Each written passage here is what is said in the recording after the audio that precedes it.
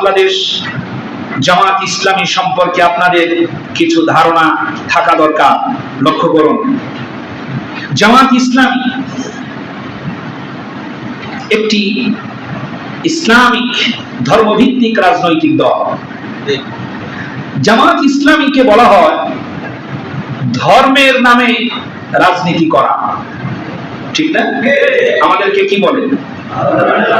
আমরা ধর্মের নামে কি করি? রাজনীতি করি। সেও বলে, তার সেলা ফেলা গুন্ডাগুলা যারা আছে তারাও বলে যে আমরা টুপিওয়ালারা ধর্মের নামে কি করে? রাজনীতি করে। মনে রাখবেন, ধর্মের নামে বাংলাদেশ জামাত ইসলামী রাজনীতি করে না। ধর্মের নামে ইসলামী আন্দোলনের কেউ ধর্মের নামে রাজনীতি করে না। তারা ধর্মীয় রাজনীতি করে। কি রাজনীতি করে? ধর্মীয় রাজনীতি করে। ধর্মের নামে রাজনীতি তো সেই ব্যক্তি করে যে ব্যক্তি নির্বাচনের আগে মাথায় পট্টি বাঁধে, শপথ গ্রহণের সময় হাতে তসবিহ পড়ে। ধর্মের নামে রাজনীতি সেই ব্যক্তি করে। নিজের অপরাধ অন্যের উপরে চাপিয়ে দেওয়াই তার জন্মগত স্বভাব। প্রিয় বন্ধুগণ, বাংলাদেশ জামাত ইসলামী ধর্মভিত্তিক একটি রাজনৈতিক দল। তাদের লক্ষ্য এবং তাদের উদ্দেশ্য আছে, ভালো করে খেয়াল করবেন, খুব গুরুত্বপূর্ণ কথা। বাংলাদেশ জামাত ইসলামী চায় ন্যায় এবং ইনসাফ ভিত্তিক সমাজ প্রতিষ্ঠা করতে, ন্যায় এবং ইনসাফ ভিত্তিক রাজ্য গঠন করতে, যেখানে অন্যায় থাকবে না, যেখানে ইনসাফ প্রতিষ্ঠা হবে। আর ইনসাফ প্রতিষ্ঠা করা হয় দাড়িপাল্লা দিয়ে। কি দিয়ে? দাড়িপাল্লা দিয়ে। প্রিয় বন্ধুগণ, ন্যায় ইনসাফ প্রতিষ্ঠা করতে চায় তারা। সংবিধান দুর্বল, মদখোর, জুয়াখোর, দোলকানা, অন্ধ রাজনীতি করা, বামপন্থী, মানুষকে খুশি করার কোন আইন মানুষের জন্য কল্যাণকর সংবিধান হতে পারে না, এটা জামাত ইসলামী বিশ্বাস করে। সংবিধান দুর্বল মানুষের বানানো সংবিধান হবে না। মানুষের জন্য সংবিধান হবে মহাপরাক্রমশালী, আল্লাহ তাআলার দেওয়া বিধানই হবে মানুষের মুক্তির একমাত্র সংবিধান। সংবিধান দিবেন কে? মানুষগুলো বানিয়েছেন কে? জমিন কার? হায়াত কে দিয়েছেন? রুহু কার? রিজিক কে দিয়েছেন? অক্সিজেন কে দেন? আপনাদেরকে কে বাঁচিয়ে রেখেছেন? ছোট থেকে কে বড় করেছেন? কে মৃত্যুর কোলে ধরে পড়ান? সমস্ত কিছু আল্লাহ করেন। এই আল্লাহ রাব্বুল আলামিন মানুষের জন্য আইন দিতে পারেন না? পারেন। সংবিধান হবে কার? আল্লাহ। এটা বাংলাদেশ জামাত ইসলামের লক্ষ্য এবং উদ্দেশ্য। ন্যায় ইনসাফ ভিত্তিক সমাজ এবং রাষ্ট্র গঠন হবে। আর সংবিধান হবে কেবলমাত্র আল্লাহর দেওয়া সংবিধান, কোন মানুষের বানানো সংবিধান জাতির জন্য কল্যাণকর হতে পারে না। প্রমাণ পেয়েছেন? আইন তৈরি করে নিষিদ্ধ ঘোষণা করলো বাংলাদেশ জামাত ইসলামী, ইসলামী আন্দোলনকে নিষিদ্ধ করলো। এটা কি গোটা জাতির কল্যাণের জন্য? তার নিজের ক্ষমতা মাত্র টিকিয়ে রাখার জন্য। বাকশাল তৈরি করেছিল সংবিধান দিয়ে তার বাবা। এই বাকশাল তৈরি করেছিল জাতির কল্যাণে নয়, বাকশাল তৈরি হয়েছিল তার নিজের কল্যাণে। রক্ষী বাহিনী তৈরি হয়েছিল জাতির কল্যাণে নয়, রক্ষী বাহিনী তৈরি করেছিল বঙ্গবন্ধু তার নিজের কল্যাণে, এবং তিনিও সেই পথেই আগাচ্ছিলেন। আমি কোন একটা প্রোগ্রামে দীর্ঘদিন আগে আমার অন্তরের কথাগুলো এমন ভাবে বলেছিলাম, বঙ্গবন্ধু ছিলেন বাংলাদেশের আকাশচুম্বী জনপ্রিয় নেতা। ৭১ থেকে ৭৫ পর্যন্ত কি এমন কাজ করলেন, আকাশচুম্বী জনপ্রিয় নেতা থেকে তার মৃত্যুর পরে জানাজা পড়ানোর লোক পাওয়া গেল না। আর আপনিও যদি এভাবে হাঁটতে থাকতেন, চলতে থাকতেন, সময় আসতো এমন আপনার মৃত্যুর পরে জানাজা পড়ানোর জন্য কুকুর শিয়ালও পাওয়া যেত না। যে অপরাধ, যে অন্যায় একের পর এক করে গেছেন গোটা জাতির সাথে। প্রিয় বন্ধুগণ, বাংলাদেশ জামাত ইসলামী সংবিধান মানে কাটা আল্লাহ। তারা চায় যে বাংলার তথা মুসলিম জাতির জন্য, মানুষের জন্য সংবিধান হোক আল্লাহর দেওয়া সংবিধান, যেখানে কোনো পক্ষপাতিত্ব থাকবে না, যেখানে থাকবে না স্বজনপ্রীতি, যেখানে থাকবে না দলীয়করণ, যেখানে থাকবে না দুর্নীতি, যেখানে থাকবে না অন্যায়, জুলুম, অত্যাচার, নিপীড়ন, যেখানে থাকবে না যে আইনের মধ্যে সে আইন চায়। ভূখণ্ডের সকল মানুষ থাকবে সমান অধিকার নিয়ে বসবাস করবে। হিন্দু, মুসলিম, বৌদ্ধ, খ্রিস্টান যারা ভূখণ্ডে বসবাস করবে প্রত্যেকেই সমান অধিকার নিয়ে বসবাস করবে। কিন্তু আমাদের দেশে দেখা গেছে যারা সংবিধান বানিয়েছে হিন্দু, খ্রিস্টান, বৌদ্ধ তারাই সুবিধা ভোগ করেছে বেশি, বরং কোন ঠাসা হয়ে বসবাস করেছে মুসলিমেরা। প্রিয় বন্ধুগণ, বাংলাদেশ জামাত ইসলামী ক্ষমতার লোভ তারা লালন করে না। শুনতেছেন কথা? জামাত ইসলামী এক মুহূর্তের জন্য ক্ষমতার লোভ লালন করে না অন্তরে। তারা পদ পদবীর জন্য কোন সংগ্রাম করে না, পদ পাওয়ার জন্য কোন লড়াই করে না, বরং তারা অন্তর দিয়ে চায় যেন আল্লাহর এই দিয়া এই সংবিধান আল্লাহর জমিনে প্রতিষ্ঠা হয়। এটাই তাদের অন্তর দিয়ে চাওয়া, এবং জীবনের সকল কিছু ত্যাগ ব্যয় করে হলেও আল্লাহর বিধান যেন প্রতিষ্ঠা হয়, এটাই বাংলাদেশ জামাত ইসলামের লক্ষ্য। তারা পদ পদবীর জন্য, মেম্বার, চেয়ারম্যান, এমপি, মন্ত্রী হওয়ার জন্য সংগ্রাম করে না, লড়াই করে না। তবে হ্যাঁ, আল্লাহর দিনটাকে, ইসলামটাকে, সংবিধানটাকে ওই পর্যন্ত নিয়ে যেতে হলে ওই পদগুলোই দরকার যেই পদগুলোর মাধ্যমে আইন বানানো যায়। প্রিয় বন্ধুগণ, এজন্য এই দলটির ভিতরে যারা দায়িত্ব পায় তারা চোখের পানি ছেড়ে দিয়ে কাঁদে। দেখেছেন কখনো? যারা দায়িত্ব পায় তারা চোখের পানি ছেড়ে দিয়ে কাঁদে। আর অন্যান্য দলের আদর্শ হলো দায়িত্ব পাওয়ার জন্য কামড়া কামড়ি করে, ঠিক না?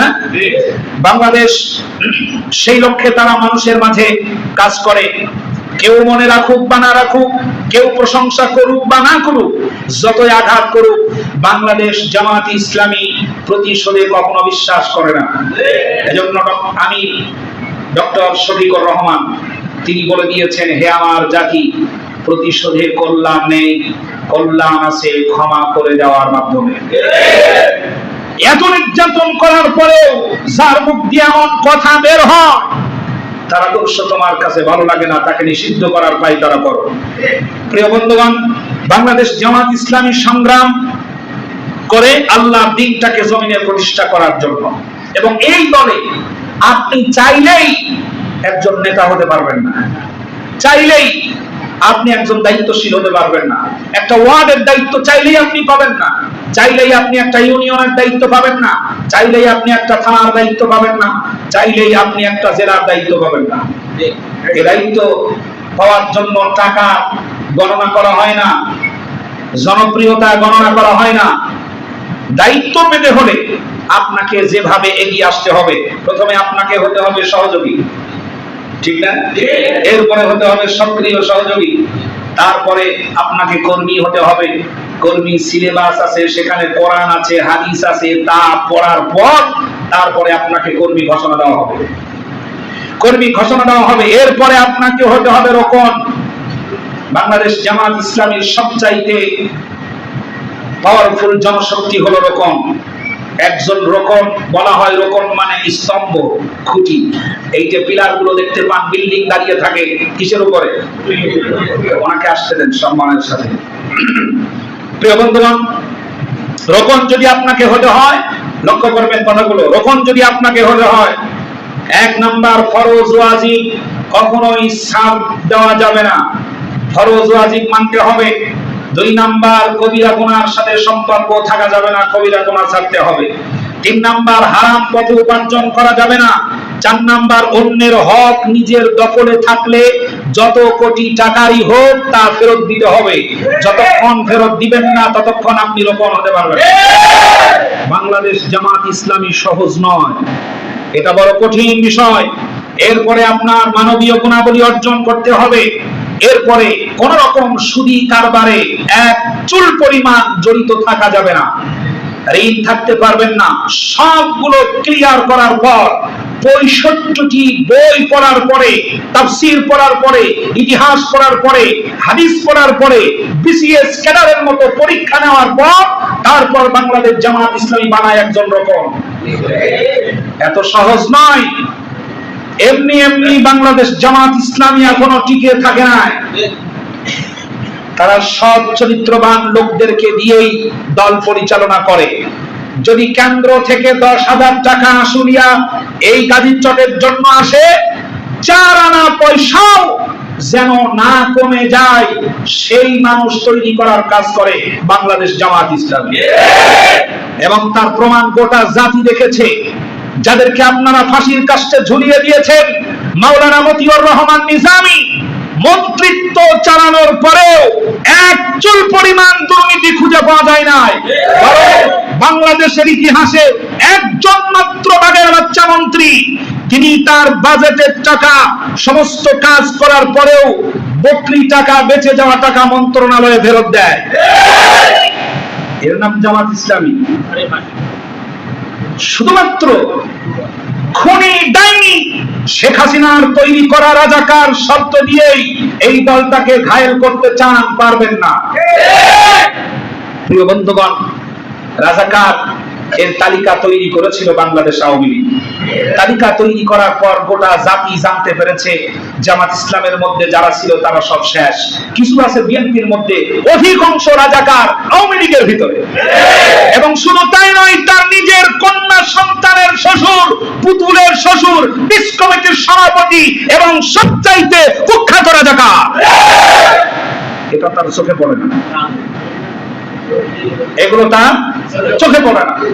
বাংলাদেশ আওয়ামী লীগে যোগদান করেছে অনেক রাজাকার, এগুলো চোখে পড়ে না। শুধুমাত্র পাইছে একটা শব্দকে ব্যবহার করে এটাকে যেন শেষ করে দেওয়া যায়। কারণ ওরা যদি চায়, যেটা চায় সেটা যদি সংবিধান আকারে চালু হয় এদেশে, তাহলে আমার লোকদের হাত থাকবে না, পা থাকবে না, ফাঁসির কাস্টে আবার ঝুলতে হবে। এই জন্য সুকৌশলে গোটা জাতির দৃষ্টিভঙ্গি অন্যদিকে দিয়ে দেওয়ার জন্য ক্ষমতা ছাড়ার কয়েকদিন আগে শেষ কাজটা করলো নমরুদ, ফেরাউনের মতো ইসলামী আন্দোলনকে নিষিদ্ধ ঘোষণা করে। আল্লাহ রাব্বুল আলামিন বলেন, ইউরিদুনা লিইউতফিউ নূরাল্লাহি বিআফওয়াহিহিম ওয়াল্লাহু মুতিম্মু নূরিহি ওয়ালাউ কারিহাল কাফিরুন। আল্লাহ রাব্বুল আলামিন বলেন, আল্লাহর দ্বীনকে, আল্লাহর বিধানটাকে, ইসলামটাকে আল্লাহ রাব্বুল আলামিন প্রজ্বলিত করবেন। পৃথিবীর কোন কাফের, বেঈমান, মুশরিকেরা তাদের মুখের ফু দিয়ে ইসলামটাকে নিভিয়ে দিতে পারবে না। তারা নিভানোর চেষ্টা করবে, আল্লাহ রাব্বুল আলামিন এটাকে আরো প্রজ্বলিত করে দিবেন। আর এই প্রজ্বলিত হওয়ার ব্যাপারে কাফের মুশরিকদের যত জ্বালা যন্ত্রণাই হোক না কেন, আল্লাহ রাব্বুল আলামিন তার দ্বীনটাকে আগায়া নিয়ে যাবে। ওয়াদাটা কার? আল্লাহ। আপনি বাধা দিবেন, এটা আরো শক্তিশালী হয়ে, স্রোত যখন নদীর স্রোত আটকানো হয় তখন বাঁধ কতটা শক্তিশালী হওয়া লাগে। পানি যখন জমতে থাকে তখন বিশাল শক্তিশালী বাঁধ ভেঙে পানি চতুর্দিকে ঝাঁপায়া পড়ে। ইসলামী আন্দোলন, বাংলাদেশে যারা ইসলামী আন্দোলন করে তাদেরকে নিষিদ্ধ করতে চাইবেন, চতুর্দিকে ঝাঁপিয়ে যাবে এভাবে। ইসলামী আন্দোলনকে সমূলে ধ্বংস করা যাবে না, কারণ এর রশি আছে স্বয়ং কার হাতে? আল্লাহ যেন ইসলামী আন্দোলনের সকল নেতা কর্মীদেরকে কবুল করেন, বলেন আমিন। ইসলামী কাজ যারাই করেন সমাজে, আল্লাহ রাব্বুল আলামিন প্রত্যেককে যেন কবুল করেন, জোরে বলেন আমিন।